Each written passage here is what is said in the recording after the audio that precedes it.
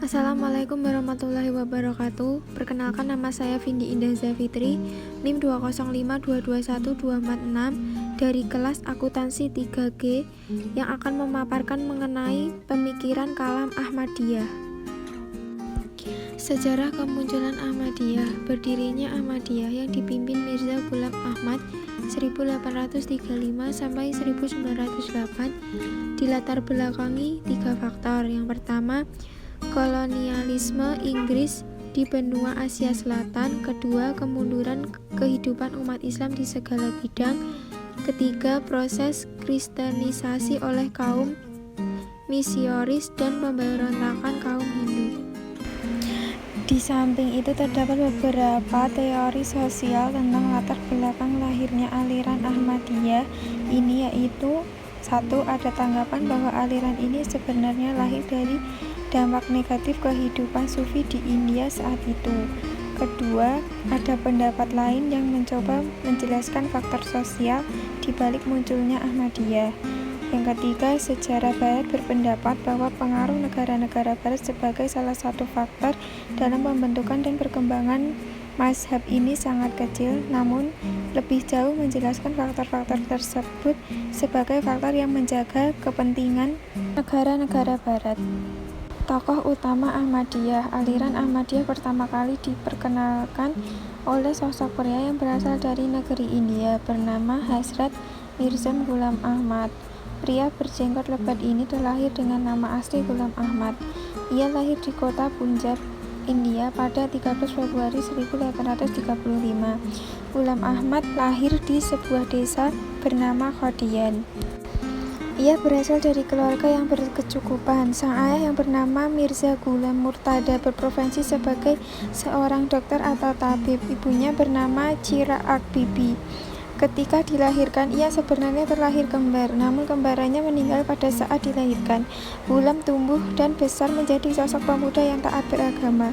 Ia dikabarkan selalu menghabiskan waktunya di masjid untuk mempelajari Al-Quran. Padahal kebiasaan itu tidak terlalu disukai oleh sang ayah, yang justru menginginkan anaknya tersebut menjadi seorang pengacara. Para pemimpin Ahmadiyah sepeninggal Hazrat Mirza Ghulam Ahmad. 1. Hadrat Hakim Maulana Nuruddin. 2. Hadrat Al-Hajj Mirza Bashiruddin Mahmud Ahmad. 3. Hadrat Hafiz Mirza Nasir Ahmad. 4. Hadrat Mirza Tahir Ahmad.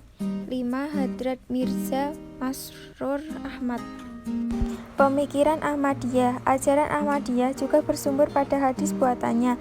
Di dalamnya berisi petunjuk-petunjuk hukum, perintah, serta larangan halal, haram, dan sebagainya, yang semuanya adalah perkataan dari Mirza Ghulam Ahmad.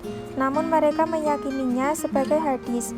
Para jemaat Ahmadiyah Al-Qadian meyakini bahwa kitab suci yang diturunkan Allah kepada Rasulnya berjumlah 5, dan yang terakhir adalah kitab At-Takhirah yang diturunkan kepada Mirza Ghulam Ahmad. Jemaat Ahmadiyah mengajarkan suatu ajaran yang berhubungan sebagai berikut. Yang pertama, paham kenabian. Kenabian dalam ajaran Ahmadiyah terdapat 3 kategori kenabian, yaitu Nabi Syihad Asy'ariyah, yaitu nabi yang membawa syariat dan hukum, dan Mutakhil, yaitu hamba Allah yang diangkat sebagai nabi dan tidak mengikuti nabi sebelumnya seperti Nabi Musa, akan tetapi membawa syariat baru. Kemudian Nabi Mutakhil Khairin At-Tashiri, yaitu hamba Allah yang diangkat menjadi nabi oleh Allah dan diperintahkan untuk melanjutkan syariat nabi sebelumnya seperti Nabi Harun, Daud, Sulaiman, Zakaria, Yahya, Isa, yang secara langsung diperintahkan Allah untuk menjalankan syariat Nabi Musa. Kedua, konsep perwahyuan. Aliran Ahmadiyah tidak memiliki banyak perbedaan antara Ahmadiyah, Qadian, dan Lahore. Definisi wahyu menurut Ahmadiyah Qadian yaitu lafal Allah yang disampaikan kepada para penerimanya dan bukan merupakan inspirasi yang kemudian diucapkan dengan kalimat sendiri oleh para penerimanya. Sedangkan Ahmadiyah Lahore sebagaimana yang dikemukakan oleh Maulana Muhammad Ali, yaitu seorang amir dalam gerakan Ahmadiyah Lahore, mendefinisikan bahwa sebagai isyarat yang cepat berupa sabda yang masuk dalam kalbu para nabi dan orang-orang yang tulus dan ikhlas.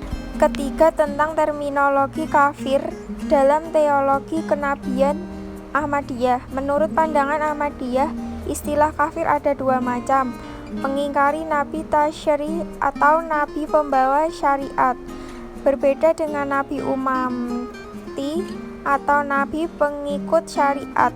Karena Rasulullah SAW adalah nabi pembawa syariat, maka yang mengingkari Islam atau mengingkari Rasul secara langsung dapat membuat seorang itu menjadi kafir. Catatan krisis atas pemikiran Ahmadiyah: 1. Mengenai kitab suci samawi. 2. Mengenai jumlah para nabi. Ketiga, menurut Ahmadiyah Qadian bahwa kenabian berlangsung terus-menerus hingga hari kiamat. Sekian presentasi dari saya. Apabila ada kata-kata yang kurang berkenan di hati, mohon maaf. Wassalamualaikum warahmatullahi wabarakatuh.